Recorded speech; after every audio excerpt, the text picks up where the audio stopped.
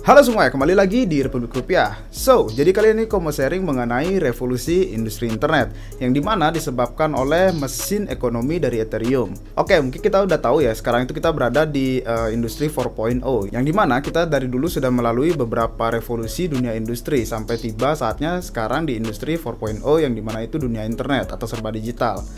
Oke, tapi kita lebih spesifik akan membahas tentang revolusi dari dunia internet tersebut yang dimana pada saat ada cryptocurrency. Nah, kalau kita lihat sistem cryptocurrency ini harus menemukan keseimbangannya mereka gitu agar sistem kripto itu dapat bertahan dalam waktu yang lama. Sistem ini tuh harus punya sistem yang fleksibel lah istilahnya ya. Nah, kalau kita lihat dari sistem yang kaku gitu kan, jadi dominan sistem itu bakal harus melibatkan manusia lagi, intervensi manusia untuk membenahi sistemnya tersebut gitu kan. Nah, kalau dalam sistem kripto itu kita tahu semuanya serba otomatis, habis itu serba alami gitu kan. Jadi harus ada sistem ekonomi yang benar-benar pure bisa membuat sistem baru tersebut agar ekonominya seimbang gitulah. Oke, di video malam ini aku bakal ngajak kalian membahas mengenai mesin ekonomi Ethereum yang dimana itu katanya diyakini untuk masa depan dalam dunia industri internet ini akan membuahkan revolusi internet yang dimana mesin ekonomi Ethereum ini dapat menyeimbangkan dirinya sendiri. Oke, let's go!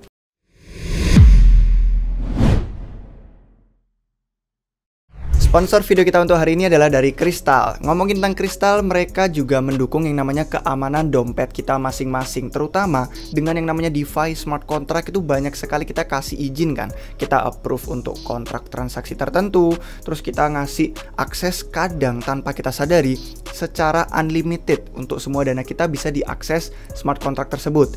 Nah, kalau misalkan kita belum tahu nih, yang namanya token approval itu cukup penting untuk rutin kita bersihkan. Misalkan setiap berapa minggu sekali atau malah setiap sebulan sekali kalau misalkan rada jarang pakai DeFi. Nah, di sini di Crystal itu dia membantu untuk menjaga keamanan dompet kita dari izin-izin kontrak yang kadang bisa berbahaya seperti ini. Nah, contohnya nih, kalau misalkan kita ke menu utama ya, itu ada yang bagian namanya token approval. Ini ada tandanya new karena memang baru.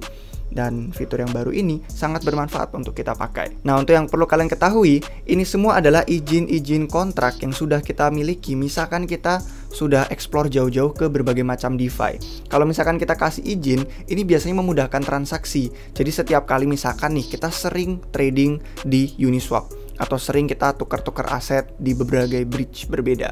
Nah, kadang kalau misalkan kita harus approve setiap kali transaksi itu kan repot. Nah, itulah kenapa kadang kita ngasih izin ke kontraknya unlimited.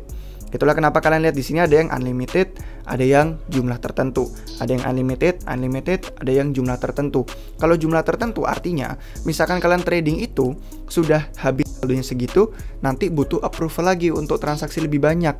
Itulah kenapa kadang yang unlimited lebih disarankan untuk yang sering kalian trading dan udah percaya. Misalkan kalian sering ganti-ganti stablecoin di Curve, atau mungkin kalian sering pakai ETH untuk di Uniswap, itu nggak masalah karena memang sudah proyek blue chip untuk DeFi yang cukup aman dan terbukti smart kontraknya. Kemudian memang kalian sering berdagang di sana. Tapi kalau untuk koin-koin yang rada-rada micin, masih kecil-kecilan low market cap-nya, terus kalian kasih unlimited, terus misalkan kalian pakai DeFi yang belum teraudit smart kontraknya, kadang itu bahayanya ada di sana. Karena misalkan nih kalian sering lihat-lihat di berita, ada banyak orang kehilangan, kerugian duit, itu terjadi karena proyek tersebut. Nah, sekarang kita sudah cukup yuk untuk mengetahui tentang approval. Di Crystal kalian bisa pilih untuk jaringannya, ada Ethereum, ada BNB Chain, ada Polygon, yang manapun kalian butuh untuk revoke. Nah, kalau revoke artinya kalian mencabut izin untuk smart contract tersebut mengakses dana kalian secara unlimited. Contohnya di sini nih, ada spendernya tuh Crystal yang sudah memiliki akses karena saya approve untuk nge-spend Curve token saya secara unlimited di jaringan blockchain Polygon. Nah, kalau kalian sudah memastikan misalkan memang bener ini token Curve dari jaringan Polygon Matic yang mau kalian revoke atau cabut izin smart contractnya, kalian bisa pastikan dulu nih kalau sudah semua token address, spender segala macam kalian yakin, tinggal pencet revoke. Terus kalian langsung akan in progress, silakan tunggu untuk 1-2 menitan untuk dia ngeproses. Terus kemudian udah, dan kalau udah ada selesai tulisannya begitu, kalian bisa cek langsung di Polygon Scan, atau kalau misalkan nggak mau juga tinggal close aja. Jadi sudah terbukti ya guys bahwa Crystal memang selalu menyediakan fitur-fitur terbaru untuk menjaga keamanan dana kalian. Dan kali ini token approval bisa diakses langsung dari HP aja. Kalau mau tahu informasi lebih lanjut mengenai Crystal dan fitur token approval ini, kalian bisa cek link di deskripsi di bawah video kita ini. Nah, sekarang kita lanjut ke topiknya yuk. Oke, sebelum kita masuk ke pembahasan, kita bakal flashback dulu membahas mengenai revolusi industri 1.0 yang dimana pada abad 18 itu telah ditemukan mesin uap. Jadi pada saat ditemukan mesin uap tuh kayak sebuah inovasi yang sangat gila gitu kan, karena itu dapat membantu dari sektor industri-industri seperti manufaktur dan lain-lain pada zaman itu. Nah, tapi pada saat mesin uap itu ditemukan, orang-orang itu belum bisa mengontrol daya yang dihasilkan oleh mesin uap tersebut. Istilahnya daya bisa kadang besar, kadang kecil. Nah, jadi alat pengontrol itu tuh belum ditemukan pada saat itu. Jadi istilahnya kayak ada sebuah inovasi tapi belum bisa dipakai secara masif lah ya gitu istilahnya, karena barangnya itu belum benar-benar paten lah istilahnya. Tapi pas ditemukan mekanisme yang disebut dengan centrifugal governor, mungkin teman-teman bisa searching mengenai centrifugal governor lebih lanjut ya. Itu kayak sebuah mekanisme yang dipakai pada mesin uap itu agar biar bisa mengatur output dari mesin uap tersebut gitu. Jadi kegunaan mekanisme centrifugal governor tuh istilahnya biar mengatur hasil output dari mesin uap tersebut tetap stabil gitu. Nah, dengan aplikasi sederhana yang dapat mengontrol ini, industri pada saat itu tuh berkembang pesat gitu, kita bisa lihat. Nah, pertanyaannya itu, apakah kita dapat menerapkan prinsip-prinsip keseimbangan autodinamis yang sama ke sistem ekonomi kripto? Dan juga bagaimana kita dapat membangun ekonomi Ethereum untuk menyeimbangkan dirinya sendiri, bahkan saat orang-orang itu melakukan hal-hal yang gila lah di atasnya gitu. Oke, kita masuk ke industri internet.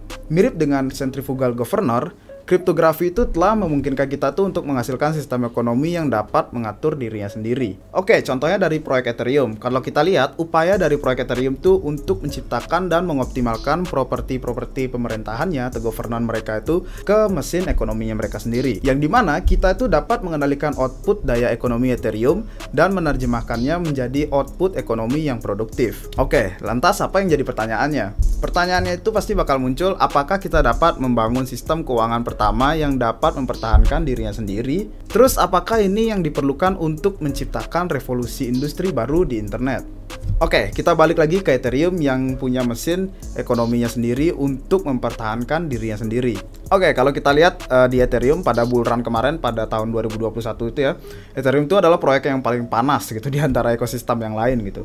Jadi karena biaya gasnya itu sangat mahal pada saat itu ya, contohnya itu ya, kita melakukan transaksi di Uniswap kayak swap coin itu biaya gasnya itu sampai $175 gitu. Apalagi kita memasang posisi di AV, kita misalnya mau lending atau borrowing aset di sana ya, itu tuh biayanya mencapai $400 sekali transaksi gitu, karena saking ramai dan padatnya jaringan Ethereum pada saat itu. Kalau kita bermain LP di Curve itu transaksinya bisa sampai $1.000 teman-teman. Jadi pada saat itu emang benar-benar lagi bull run, orang-orang pada punya banyak duit ya istilahnya. Jadi orang-orang itu lebih besar keuntungan dari hasil spekulasi mereka dibandingkan gas fee di Ethereum pada saat itu. Ya sebelum layer 2 hits lah sekarang gitu. Jadinya kerasa banget para pemain-pemain dulu itu yang main di mainnet sekarang bisa beralih lah ke layer 2. Karena gasnya jauh banget berkurangnya gitu. Nah, tapi kalau kita lihat dari sistem mining terlebih dahulu ya, dulu kan Ethereum tuh masih menganut konsensus proof of work gitu. Jadi orang-orang masih mining Ethereum. Dan pada saat bull run kemarin itu emang benar-benar keuntungannya benar-benar kerasa pada saat bull run kemarin, karena orang-orang aktif banget di jaringan Ethereum. Habis itu banyak gas juga yang memberikan tip kepada beberapa miner gitulah ya yang mining Ethereum pada waktu itu. Nah, tapi kalau kita lihat dari mekanisme proof of work yang dulu dianut Ethereum itu, kita melihat dari faktor luarnya ya. Ketika miner itu mendapatkan keuntungan yang banyak gitu, tapi kan dia juga harus dituntut, istilahnya dia harus ada biaya operasional, mereka tuh harus membayar listrik, habis itu kayak biaya maintenance GPU mereka. Nah, masih banyak faktor-faktor di luar yang mendorong mereka menjual coin Ether mereka. Nah, jadi kalau kita lihat, tidak ada dari hal-hal tersebut yang benar-benar membantu pertumbuhan ekonomi dari Ethereum itu sendiri. Nah, jadi kalau kita lihat pendapatan yang ditangkap waktu bull run kemarin, gas fee lagi banyak. Nah, itu sebenarnya sebuah kebocoran ekonomi yang gagal ditahan oleh Ethereum gitu. Nah, kalau kita lihat dari sistem sirkulasi baru di Ethereum setelah udah ada upgrade di tahun lalu ya teman-teman. Di sini aku bakal sharing mengenai dua mekanisme yang penting yang mungkin teman-teman bisa simpel lah untuk mengerti. Nah, dua sistem ini mungkin sebuah inovasi yang bagus gitu ya, dan juga dipercaya bisa membuat evolusi di dunia industri kripto tersebut sendiri. Oke, sekarang kita masuk ke sistem sirkulasi baru di Ethereum. Mungkin kita tahu udah di tahun lalu itu Ethereum ada the merge dan lain-lain. Nah, jadi di sini aku bakal sharing mengenai dua mekanisme yang sangat penting, yang dimana itu benar-benar merevolusi dari dunia ekonomi di Ethereum itu sendiri gitu. Nah, kalau kita lihat di sini aku mau sharing mengenai Ethereum POW revenue dulu ya. Mungkin bisa ditampilkan gambaran di belakang nanti. Jadi di sini tuh kita bisa melihat dari total revenue mereka pas konsensus proof of work kemarin ya. Di sini tuh benar-benar besar ya dari revenue-nya, terutama di tahun 2021 gitu. Kita melihat melonjakan itu sangat-sangat besar gitu kan. Nah, kalau dilihat juga dari kumulatif revenue-nya juga di sini makin meningkat gitu, dan jauh meningkat pada saat tahun 2021 gitu. Oke, untuk mekanisme yang pertama itu aku mau sharing mengenai EIP 1559. Nah, yang dimana mekanisme EIP 1559 ini adalah dia tuh menangkap panas dari ekonomi Ethereum dan menggunakan energi tersebut untuk menyempurnakan it menjadi bahan bakar ekonomi yang lebih kuat.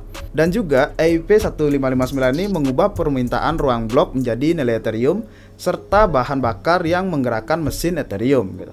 Dengan Ethereum memiliki nilai yang lebih tinggi, bahan bakar Ethereum memiliki lebih banyak kekuatan dan mesin menjadi lebih produktif gitu.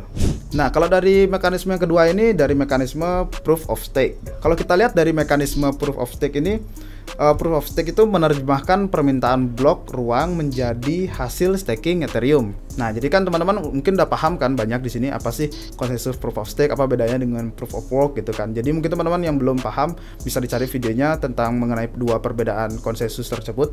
Nah, jadi di sini aku mau lanjut mengenai proof of stake lagi ya.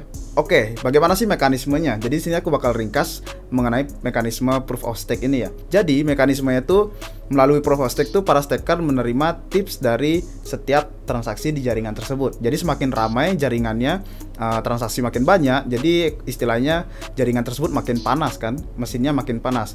Nah, di sana tuh bakal mempengaruhi juga jumlah reward yang dihasilkan para staker gitu.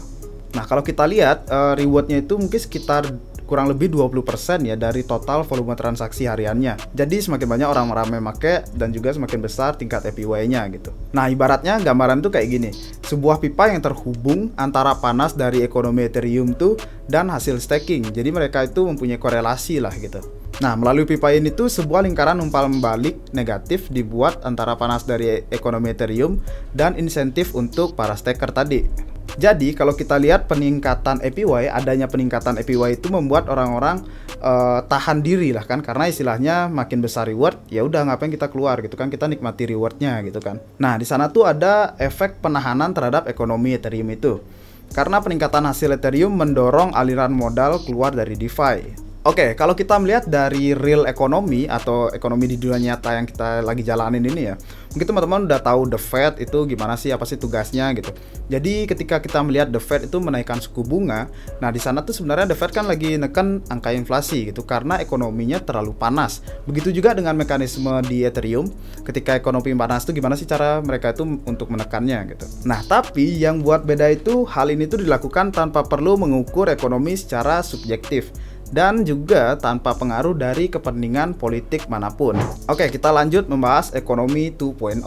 Nah, kalau kita lihat dalam keuangan tradisional seperti obligasi dan juga valuasi saham itu pasti ada keterkaitannya gitu. Ada saling tarik menarik lah istilahnya. Nah, contohnya ketika obligasi itu rendah ya gitu, imbal hasil atau bunga yang ditawarkan oleh obligasi itu rendah, pasti orang-orang tuh lebih kepengen masuk dana itu ke saham gitu. Karena returnnya mungkin lebih besar gitu atau lebih naik gitu. Jadi aliran dana itu saling tarik menarik.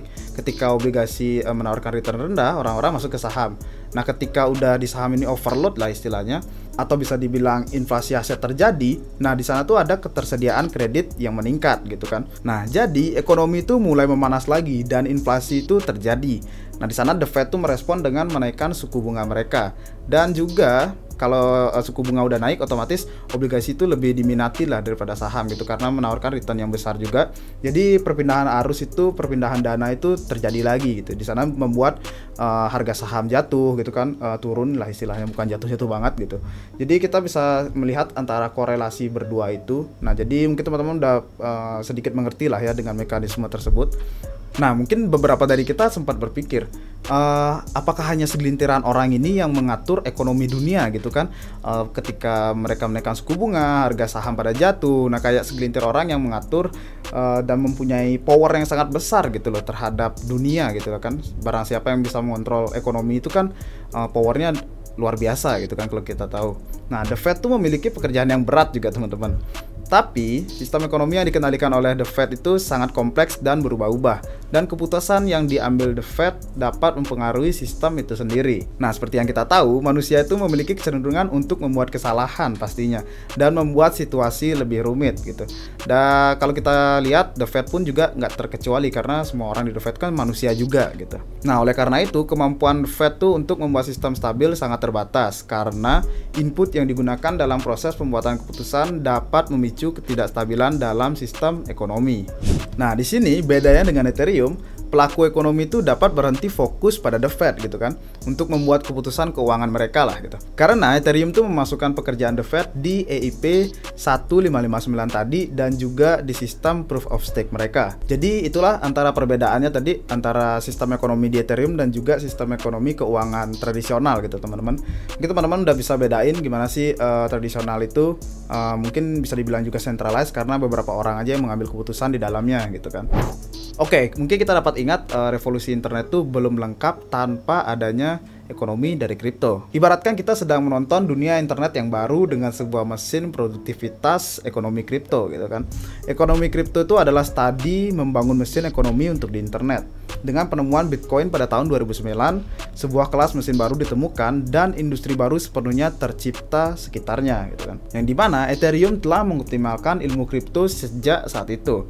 Yang dimana sebelumnya merupakan sebuah mesin produktivitas yang tidak efisien yang telah berubah menjadi mesin super untuk era digital setelah melakukan upgrade di tahun lalu gitu. Nah, bisa dibilang Ethereum itu memimpin sebuah revolusi industri di internet. Serupa dengan kalau kita lihat tadi ada mesin uap yang bisa membantu bagaimana revolusi industri manufaktur pada zaman dahulu.